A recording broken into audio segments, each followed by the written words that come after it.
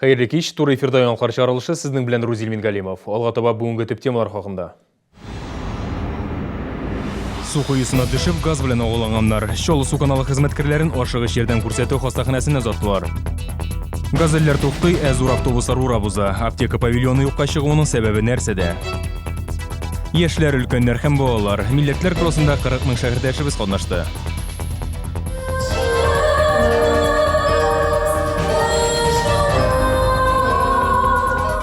Дина Гарипова махсус камазлар өчен җырлады. Шалда машина төзү өлкәсендәге хезмәт алдынгыларын котладылар.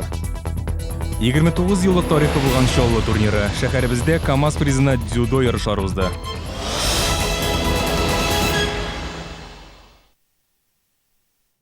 Шолы су каналы хезмәткәрләре су құйысына төшеп, газ белән оғыланған. Бу хәл төштән соң яңа шәһәрнең 7-нче мәхәлләсендә була.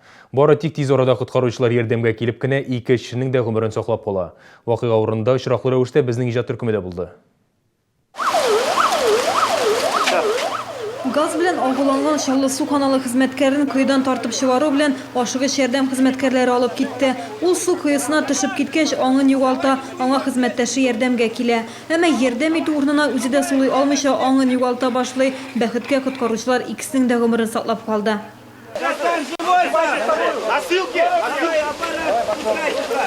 Хезмәткәрләрнең икесе дә су кыйсына төшеп киткәч, бригадада эшләүчеләр тиз арада 7-нче мәхәлләдә урнашкан янгын сүндерү бүлегенә йөгерә. Әлеге вакыйга фаҗига белән тәмамланырга мөмкин иде. Бары тик вакытында күрсәтелгән ярдәм генә ир-атларны үлемнән коткарып кала. Алар икесе дә ашыгыч ярдәм күрсәтү хастаханәсенә озатылды. У нас там колодец все равно Челнводоканала. Ул бит Шаллы су каналының су кыйсы, анда газ һәм пар, кислород юк. Суларга мөмкин түгел, коткаручы егетләр белән бар да яхшы. Сәламәтлекләренә зарланмыйлар, алар кизү турыны дәвам итә. Янгын сөндерү башлыгы урынбасары белдерүенчә, кизүдә торучы Константин Ванерюхин һәм Иван Нечаев тиз арада хәлакәт урынына ашыга. Кислород булмаган койга төшеп, алар үз гомерләрендә куркыныч астына куйды. Барлык коткару эшләре 10 минут эчендә башкарылды. Канализация кыйсына төшкәндә гади куркынычсызлык кагыйдәләрен үтәмәгән дип уйларга җирлек бар. Газ белән агуланган ир-атларның маскалары юк иде. Хезмәттәшләре камерага аңлатма бирүдән баш тартты. Алар кыйдагы газларның күләмен билгели торган газанализатор приборы төзек булмаганлыгын әйтте. Гүзәл Шихапова, Айрат Закиров, яңалыклар. 1000-дән артык хәбәр. Бердәм диспетчер хезмәткәрләренә тәүлегенә Шаллы һәм Тукай районында яшәүчеләр шуның кадәр шылтырата. Шәһәрдәшләр этмәчләре балага юлыкса да, янгын чыга калса да, аларга мөрәҗәгать итә. Хәзер ярдәм чакыру җиңелрәк, бары тик 112 номерын гына җыясы. Диспетчерлар килгән хәбәрне эшкәртеп, тиешле ярдәм җибәрә. Шылтыратулар төш вакытында ялларда һәм бәйрәмнәрдә аеруча күп кабул ителә дип белгечләр. Девушки принимают, передают оперативную службу. Диспетчер кызлар алынган хәбәрне эшкәртә һәм ничек башкарылуын күзәтеп бара. Әгәр өстәмә ярдәм кирәк булса, мәсәлән, тагын бер ашыгыч ярдәм машинасы җибәрергә кирәк булса, диспетчерлар булыша. Аптека тукталышы кая киткән. Безнең редакциянең Койдар элемтә телефонын тынып тормый. Соңгы вакытта әлеге сорау белән шәһәрдәшләребез көн саен диярлек мөрәҗәгать итә.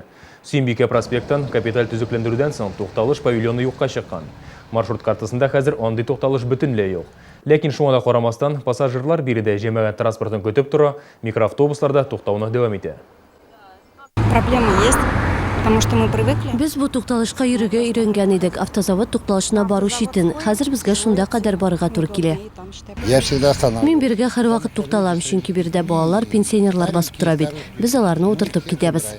Газельләр туктала, ә без юк, чөнки бу тукталыш маршрут картасында да юк. Газельләр шулай кешеләрне телсә кайда автобус көтәргә өйрәтеп бетерде инде. Проспектны Главтаддортранс компаниясе проекты нигезендә төзекләндерәләр. Юлны ясаган Камдарстрой оешмасы хезмәткәрләре сүзләренә караганда, тукталыш проектта ук булмаган.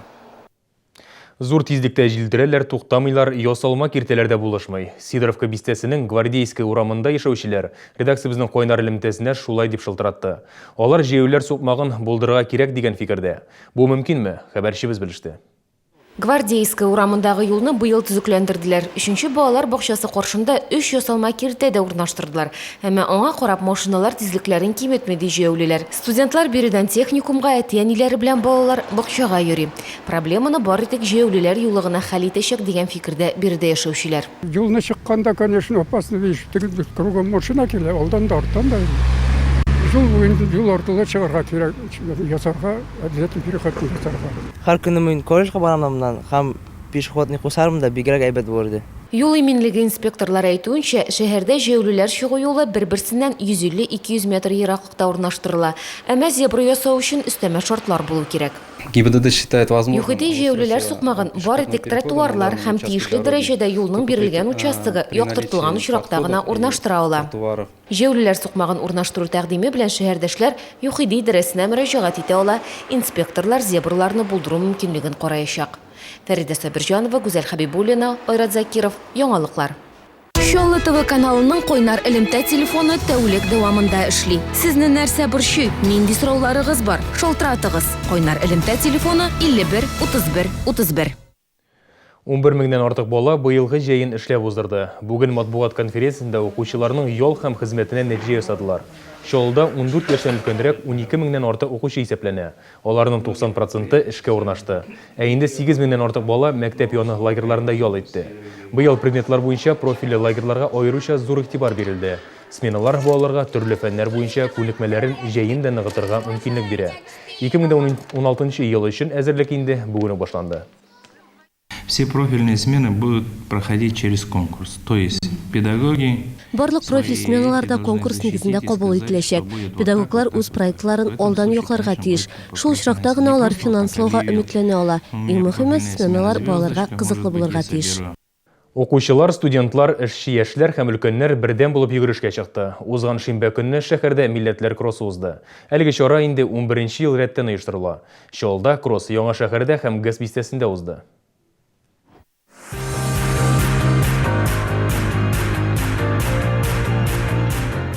Кросста катнашу өчен бары тик теләк кенә кирәк. Мәйданга йөгерешкә чыгучылар арасында балалар да, өлкәннәр дә бар. Барлыгы 40 мең кеше. Беренче булып стартка мәктәп укучылары басты. Первый раз участвую и усердно готовился. Сначала бегал вокруг школы, потом просто так бегал, тренировался. Мин инде 3нче тапкыр кросс нацияда катнашам. Бег телеп мин йөгерәм. Бу ярышка 2007 елдан берле йөрим. Һәр елның балаларны алып келәм. Алып килгәндә күбрәк алып килергә тырышам, потому что бу соревнование бик полезно. Укучылардан соң йөгерешкә студентлар, оешма предприятие эшчеләре, хакимият хезмәткәрләре чыкты. Шулай ук ветераннар һәм физик мөмкинлекләре чикле шәһәрдәшләр өчен дә аерым узыш мәйданы булдырылган иде. Кубок һәм медальләр беренче 3 урынны яулаучыларга бирелде. Нәтиҗәләр яшь аермасына карап, хатын-кызлар һәм ир-атлар арасында ясалды. В нашем городе кросс нации проходит в 2 точках города. Быел Татарстан кроссы 2 урында мәйданда һәм ГЭС бистәсендә оештырылды. Бу шәһәрдәшләргә уңайлы булсын дигән максаттан чыгып эшләнде. Комсомол районында укучы балалар Комсомол паркында йөгерештә катнаша ала. Предприятие җитәкчеләре, түрәләр һәм шәһәр советы депутатлары 1 километр арага йөгерде. Йөгерештә барлыгы 100ләп кеше катнашты. Алар арасында коллегабыз Шоллы ТВ телерадиокомпаниясенең Яңалыклар новости тапшыру корреспонденты Константин Величко да бар. На самом деле спортсмен из меня так себе. Мин үземне профессионал спортчы дип әйтә алмыйм, әлбәттә. Соңгы тапкыр андый узышта 11 ел элек катнашкан идем. Быел исә кросста катнашырга теләк белдердем. 1 километр арага йөгерәчәкмен. Коллегабыз финишка 5нче булып килде. Хәзер аның киләсе елда узачак Татарстан кроссында катнашып, беренче килү өчен омтылышы бар. Иң мөһиме мондый чаралар үз-үзеңне сынап карау, мин булдыра алам дип әйтү өчен бер мөмкинлек ул. Әсенханова, Ксения Антонова, Яңалыклар.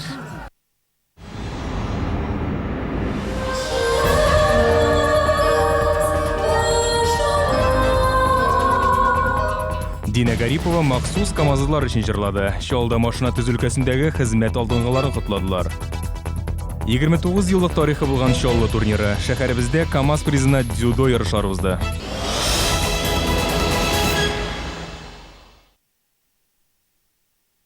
Безлимитный 4G интернет, безлимитные звонки внутри сети, безлимитные СМС, 3 безлимита за 3 рубля в день. Переверни свое представление о ценах на мобильную связь. Подключи в салонах «Летай мобильная связь» и ТАТ-Телеком 843 72. Акция действует до 15 декабря. Компания «Нефтехим Энергоснаб». Мы строим для вас современное, комфортабельное жилье в районах с развитой инфраструктурой. Предлагаем однокомнатные и двухкомнатные квартиры в современном 17-этажном жилом доме 5104А. Возможность заказа чистовой отделки, индивидуальный подход к ценообразованию и сопровождение сделок в аккредитованных банках обеспечат вам оптимальный выбор квартиры. Телефон 77 37 14.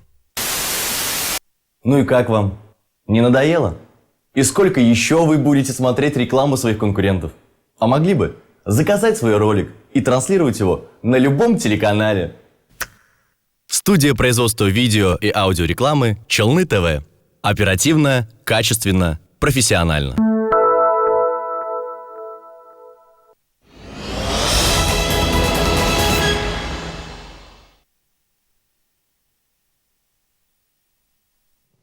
Яңалықтар шығарылышын дәуам етебіз. Сіздің білен туры эфирда Рузель Мингалимов.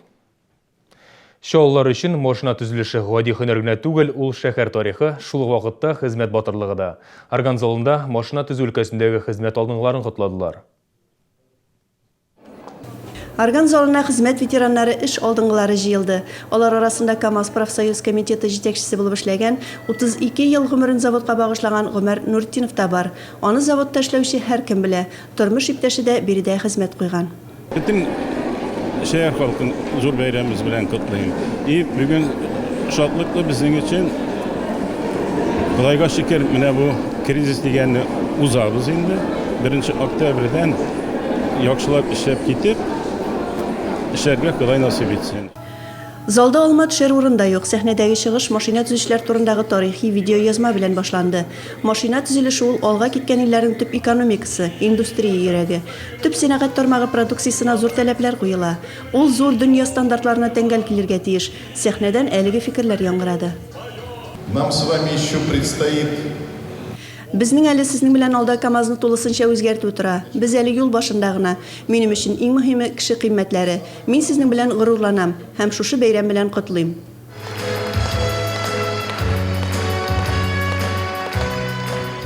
Бу кичтә компаниянең бөтен эшчеләренә котлаулар яңгырады. 19 эш алдынгысына КАМАЗның атказанган хезмәткәре дигән лаеклы исем бирелде һәм 13 кешегә машина төзелешендәге хезмәтләре өчен республика шәһәр исеменнән котлау хатлары тапшырылды. Когда-то 45 с небольшим лет тому назад Бу шәһәрнең төзелә башлауына 45 елдан артык. Яшьләр, өлкән буын кешеләре, төрле милләт, дин вәкилләре белән ышаныч һәм профессионализм аша зур идеялар тормышка ашкан. Хәзерге КАМАЗ эшчеләре дә шундый сыйфатларга ия. Наш славный КАМАЗ живет. Безнең данлыклы КАМАЗ яши, үсә, алга таба бара. Фаустов, Васильев, Бех, Костинар заманында да КАМАЗ җитәкчеләре белән уңды. Заводның төрле вакытлары янгыны да булды, ләкин һәр вакыт аякка басты, алга барды. Иң ахырда машина төзелеше хезмәт алдынгыларын котларга Татарстан Республикасының атказанган артисты, 1 каналда 2012 елда узган Голос телевизион шоуда җиңүче, Евровидение 2013 халыкара музыкаль бәйге финалисты Динә Гарипова чыкты. Кинофильм җырларыннан тыш үзенең моңлы тавышы белән Рөстәм Яхин көенә язылган "Очрашырбыз ышанам" җыры машина төзүчеләргә аеруча хуш килде.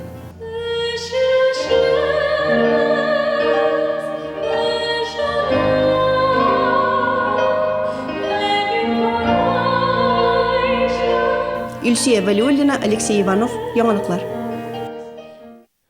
Машина төзүчеләр көненә багышлап шәһәрдә дзюдо турниры да үтте. Спорт сараенда Россиянең 22 өлкәсеннән 340 спортчы көч сынашты. Барлыгы 30 команда катнашты. Иң беренче турнир Чаллыда 1978 елда узган. Ул илдә рәсми булмаган чемпионат исемен йөртте. Бүгендә бу спорт төре буенча ярышлар үзенең актуальлеген югалтмаган.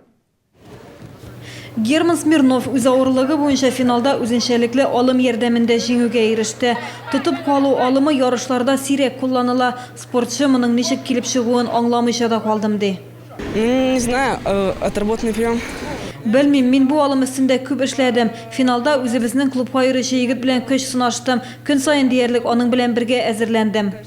Ел сайын турнирның дәрәҗәсе үсә, катнашучылар саны да 2 тапкыр арткан. Дзюдо белән шөгыльләнүчеләр елдан-ел көчлерәк. Параллель рәвештә шәһәрдә Татарстанның барлык йолдызлары дип исемләнгән 28-нче традицион турнирда узды. Анысы ветеран һәм үсмер спортчылар арасында уздырылды. 5 ветеран, 5 тәҗрибә туплап килүче спортчыга каршы. Яшь дзюдо белән шөгыльләнүчеләр өчен бу үзенә күрә мастер-класс. Наоборот, захватывает. Бик үзенчәлекле ярышлар. Бер яктан ветераннарның тәҗрибәсе күбрәк, ә яшьләр тик тормый төрле ярышларга йөреп яңа алымнар өйрәнә. Гомуми исә ветераннар файдасына 4-1 ветераннарга да җиңү җиңел бирелмәде. У нас есть всегда Ветераннар да әзерлек үтә, яшьләрнең яше һәм тәҗрибәсе генә җитеп бетмәде. Безнең тәҗрибә яшьләрне җиңергә ярдәм итте. Игорь Чичканов ярышлар башланыр алдыннан ук яшьләр җиңә калса ветераннар шат булыр дип белдергән иде. Чөнки бу Татарстанда дзюдо үсеше күрсәткече. Шулай да өстенлек ветераннар ягында иде. Әмма шәхси ярышларда Игорь Чичканов җиңелде. Димәк, республикада дзюдо барыбер бер урында тормый. Гүзәл Шихапова, Константин Величко, Алексей Иванов, Яңалыклар. Балык тоту серләре белән уртаклаштылар. Шоалда ел сайын спиннинг белән балык тотучылар ярышы уздырыла. Анда профессионаллар да, һәвәскәрләр дә катнаша. Быел үзләрен сынап карарга теләүчеләр 40-ка якын иде. Балыкчылар ярышында безнең Шоал ТВ телекомпаниясе дә катнашты. Ярыш Дубки ял базасы янында оештырылды. Спиннинг белән балык тоту ярышы Шоалда ел сайын үткәрелә. Бирдә профессионаллар үз тәҗрибәләре белән уртаклаша. Яшь балыкчылар исә осталыкларын камилләштерә. Балык тотуның да үз серләре бар. Надо знать. Балыкны аның гадәтен белергә кирәк, шулай ук кармак һәм җимнәрне дә дөрес сайлау мөһим. Балыкчылар ярышында безнең Шоал ТВ телерадиокомпаниясе дә катнашты. Коллегаларыбызга көймә һәм балыкчы кирәк ярыклары бирделәр. Аларда башкалары белән бер рәттән балык тотты. Я решила на часок оставить работу корреспондента и предаться рыбалке. Микрофон заменила на спиннинг. Ну что ж, ловись рыбка большая и маленькая. Бу егетләр ярышка Казаннан махсус килгән. Алар күнекмәләрен ел сайын камилләштереп тора. Әмма быел авыррак булды ди алар. Моңа кадәр ярыш 1 май дамбасында оештырылса, быел ул урынын үзгәрткән. Эти соревнования отличаются тем, что они... Быелгы ярыш узган еллардагыдан аерылып тора. Акваториядә икенче тактиканы да үзгәрткәннәр. Балыкчыларга осталыкларын күрсәтү өчен 6 сәгать вакыт бирелде. Җиңүчене тоткан балыгының авырлыгы буенча билгеләделәр. Шулай ук иң зур балык тотучы да игътибарсыз калмады. 7 килограмм авырлыктагы шуртан өчен шәһәрдәшкә приз тапшырдылар. Лесенханова, Ксения Антонова, Яңалыклар. Шоалда «Наше время» безнең заман 3-нче республика күләм телевизион фестиваленең зона туры үтте. Әлеге фестиваль Татарстан президенты ярдәме белән эшләүче яшьләр арасында оештырыла. Төбәк турында 8 районнан 250 кеше катнашты. Алар барысы да бию, җыр һәм минута славы дип аталган номинацияләрдә көч сынашты. Җиңүчеләрне 31 октябрьдә Казанда пирамида күңел ачу комплексында котлаячаклар. Оештыручылар әйтүенчә, бәйгедә катнашучыларның әзерлек дәрәҗәсе елдан-ел арта. Бу чыгыш алдыннан уздырыла торган мастер-классларга да бәйле. Мисал өчен, музыкаль юнәлештәге номинациядә фестивальдә катнашучылар белән 1 каналның вокал буенча педагогы, Сәнгать институтының эстрада джаз кафедрасы мөдире Марина Полтева шөгыльләнә. У меня были такие случаи, когда... Минем тәҗрибәмдә шундый очраклар да бар иде. Нефть һәм газ разведкасы геологы фестивальдән соң ук консерваторияга укырга керде. Аларның һәрберсе җырчы һәм артист булыр дип әйтмим, әмма тормышларында кызыклы шөгыль барлыкка килә. Сез яңалыклар чыгарылышын карадыгыз. Эфирда Рузил Мингалимов булды. Киләсе очрашуларга кадәр.